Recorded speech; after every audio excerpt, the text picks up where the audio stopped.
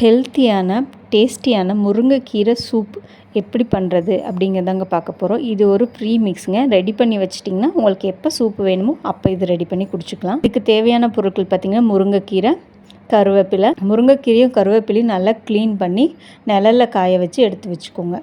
அதே மாதிரி பூண்டையும் நல்லா தட்டி ஒரு 10 பல்லுக்கு மேலே பூண்டு இருக்கும், 10-15 பல் பூண்டு.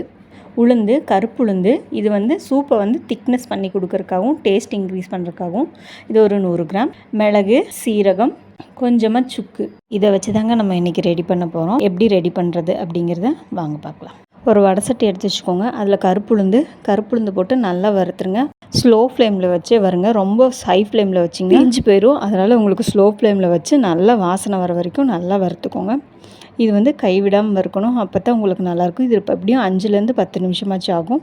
அப்போ தான் உங்களுக்கு நல்லாயிருக்கும். இதை எடுத்து ஒரு பிளேட்டில் மாற்றி வச்சுக்கோங்க. அடுத்து பார்த்திங்கன்னா அதே வடை சட்டியில் முருங்கைக்கீரை பார்த்திங்கன்னா 2 பேட்சாக நான் போடுறேன். நீங்கள் வந்து எப்படி உங்கள் வடை சட்டி பெருசாக இருந்துச்சுன்னா நீங்கள் ஒரே இதாக போட்டுக்கலாம். நான் வந்து 2 வாட்டி போடுறேன். ஃபஸ்ட்டு வாட்டி லைட்டாக சூடானால் போதும். உங்களுக்கு ரொம்ப வந்து வறுக்க வேண்டியதில் லைட்டாக சூடானால் போதும், எடுத்து போட்டுக்கோங்க. அதே மாதிரி 2 வாட்டியும் போட்டு வறுத்து எடுத்து வச்சுக்கோங்க.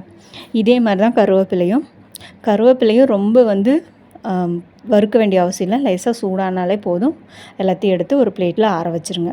இதே வடை சட்டியில் இப்போது வந்து இதுலேயே சீரகம், மிளகு 2ஐயும் ஒன்றா போட்டு நல்லா பொரிய விட்டு எடுத்து வச்சுக்கோங்க. இதுவும் நல்லா வறுப்படணும். சீரகம் நல்லா வாசனை வரணும். மிளகு, சீரகம் 2மே நல்லா வாசனை நல்லா வெடிக்கணுங்க. சீரகம் வந்து நல்லா பொரிஞ்சு வந்தோடனே எடுத்து ஆற வச்சு ஒரு பிளேட்டில் போட்டு வச்சுக்கலாம். அடுத்து பார்த்திங்கன்னா அதே மாதிரி பூண்டு நல்லா வறுத்து ஆற வச்சு ஒரு பிளேட்டில் போட்டு வச்சுக்கோங்க. இப்போ வந்து சுக்கு வந்து நீங்கள் அப்படியே போட்டிங்கன்னா உங்களுக்கு வந்து கொஞ்சம் பொரியறதுக்கு லேட் ஆகும், வறுப்பட முடியாது. ஒரு பக்கம் மட்டும் தீஞ்ச மாதிரி ஆகிடும். அதனால் கொஞ்சம் இடித்து தட்டி அதுக்கப்புறம் இதில் போட்டு நல்லா வறுத்துட்டு அதோடு சேர்த்திக்கோங்க. இப்போ உங்களுக்கு ரொம்ப அரைக்கிறதுக்கும் ஈஸியாக இருக்கும். அதே சமயம் உங்களுக்கு வறுக்கிறதுக்கும் ஈஸியாக இருக்கும். வறுத்து வச்ச எல்லாத்தையும் இப்போ ஒரு மிக்ஸி ஜாரில் போட்டு நல்லா அரைச்சி எடுத்துக்கலாம். ஃபஸ்ட்டு வந்து எப்படி எடுக்கணும்னா முதல்ல வந்து உளுந்து, வெள்ளை பூண்டு, சீரகம் அதெல்லாம் இருக்குது இல்லைங்களா, அதெல்லாம் கொஞ்சம் கொரப்பாக அரைச்சிட்டு வந்துடலாம்.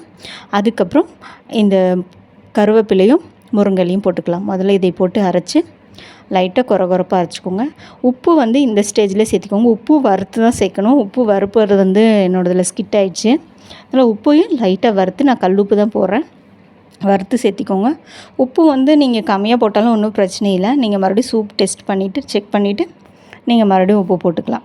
இப்போ இதை வந்து நல்லா ஒரு பவுடராக அரைச்சிக்கலாம். ரொம்ப பவுடராக அரைக்காதீங்க, கொஞ்சம் கொரப்பாக அரைச்சிக்கோங்க. கொஞ்சம் கொரப்பாக இருக்குது. இப்போ இதோட இந்த கருவேப்பிலை, முருங்கை இலை எல்லாத்தையும் போட்டு நல்லா அரைச்சிட்டிங்கன்னா பார்த்திங்கன்னா நல்ல ஒரு க்ரீன் கலரில் ஒரு பவுடர் ரெடி ஆகிடுச்சு. இப்போ நம்ம சூப் பவுடர் ரெடி. இது நல்லா ஆற வச்சு ஒரு பாக்ஸில் போட்டு எடுத்து வச்சுக்கோங்க. வேணுங்கும்போது யூஸ் பண்ணிக்கலாம்.